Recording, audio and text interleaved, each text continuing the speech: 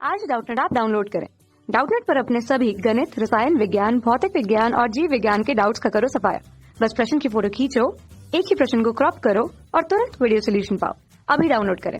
दिए गए परिपथ में जेनर डायोड से धारा कितनी प्रवाहित होगी ये हमको बताना है। दोस्तों परिपथ में हम क्या देख रहे हैं कि 15 वोल्ट का हमको यहाँ पर विद्युत स्रोत दिया गया है। R1 का मान है 500 ओम और R2 का मान है 1500 ओम। ठीक है, यहाँ VZ का मान हमको मतलब जेनर वोल्टता का मान 10 वोल्ट दिया हुआ है। तो दोस्तों जेनर परिपथ किस तरीके से कार्य करता है वो देख ले। तो एक विद्युत स्रोत रहता है जो अनियमित वोल्टता के साथ आता है। यहाँ नियमित वोल्टता दे दी गई है तो उस हिसाब से हल करेंगे। ये R1 जो प्रतिरोध रहता है उसको हम कहते हैं श्रेणी प्रतिरोध। ये श्रेणी प्रतिरोध अपने सिरों पर कुछ विभवांतर बनाकर रखता है और विभव का मान कम करता है इनके प्रतिरोध के बीच। ये लोड प्रतिरोध होता है। यहाँ नियमित वोल्टता चाहिए होती है, तो जितनी वोल्टता यहाँ चाहिए उतनी वोल्टता वाला जेनर डायोड हम समांतर क्रम पे लगा देते हैं। जैसे 10 वोल्ट है तो यहाँ 10 वोल्ट से अधिक वोल्टता नहीं आएगी। ठीक है, यहाँ की वोल्टता का मान जो है वो 10 वोल्ट ही रहेगा। इससे अधिक वोल्टता आएगी तो धारा जेनर अपने में से प्रवाहित कराएगा, जिससे वोल्टता वापस से 10 वोल्ट हो जाएगी।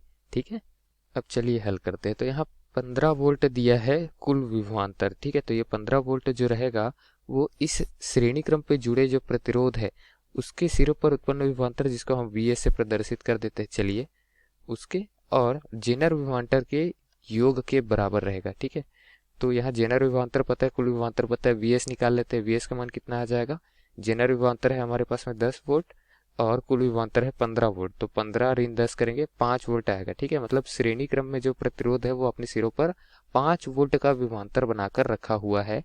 तो कुल धारा कितनी प्रवाहित होगी उसका मान ज्ञात कर लेते हैं। तो कुल धारा जो प्रवाहित होगी सीरीज वाले जो श्रेणी क्रम वाले प्रतिरोध है उससे, तो हम क्या जानते हैं कि V बराबर में आई आर होता है। I बराबर V बटे आर हो जाएगा। ये R को मैं काट के V के नीचे पे ले जाऊंगा। यहाँ वोल्टता VS है और जो प्रतिरोध है वो क्या है, R1 है। तो इस तरीके से हम सूत्र को लिख देते हैं।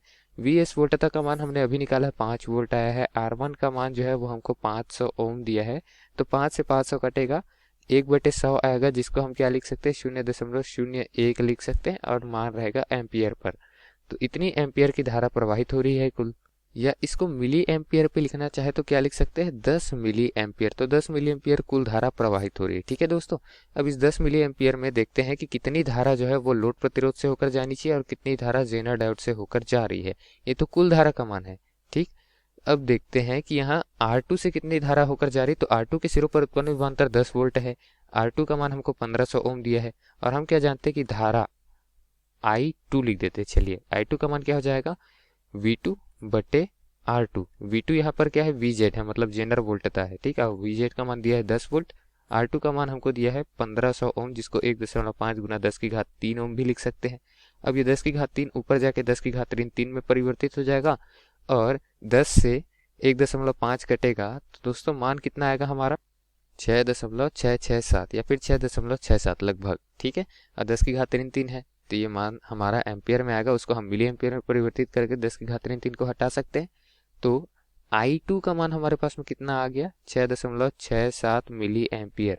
ठीक है, अब हमको जेनर वोल्टता का मान चाहिए, IZ का मान। तो IZ का मान कितना हो जाएगा, जेनर वोल्टता नहीं जेनर धारा का मान चाहिए, सॉरी। तो दोस्तों यहाँ कुल धारा जो प्रवाहित हो रही है, देखिए इस परिपथ में कुल धारा जो प्रवाहित हो रही है वो उसमें से कुछ धारा का मान जेनर से होकर जा रहा है और कुछ धारा का मान इस प्रतिरोध से होकर जा रहा है। तो कुल धारा का मान हमने निकाल लिया है, कितना आया है, कुल धारा का मान जो प्रवाहित हो रही है उसका मान आया है 10 मिली एम्पियर। यहाँ लिख लेते हैं। ठीक, जिसमें से जो श्रेणी क्रम में प्रतिरोध है उसमें से जाने वाली धारा का मान 6.67 मिली एम्पियर आया है। तो बाकी बची हुई धारा जो है वो जेनर डायोड से होकर जाएगी।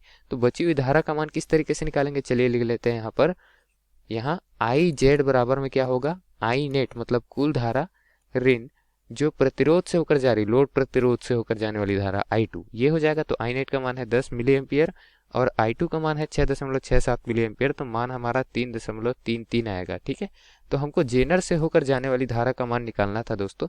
IZ से प्रदर्शित किया गया और उसका मान निकाला गया तो मान प्राप्त हुआ हमको 3.33 मिली एम्पियर पे। ठीक है, तो यही दिए गए प्रश्न का हमारा उत्तर था। अब विकल्प पे चल कर देखते हैं, विकल्प पे भी सारे मान मिली एम्पियर में दिए है। तो 3.33 वाला मान कौन से विकल्प में दिख रहा है, अंतिम विकल्प में, विकल्प क्रमांक डी पे। तो विकल्प डी दिए गए प्रश्न का सही उत्तर हो जाएगा। धन्यवाद। कक्षा 6 से 12वीं से लेकर नीट, IIT, JEE वो एडवांस के लेवल तक 1 करोड़ से ज्यादा छात्रों का भरोसा। आज ही डाउनलोड करें डाउटनेट ऐप या व्हाट्सएप करें अपने सारे डाउट्स 8400 400 400 पर।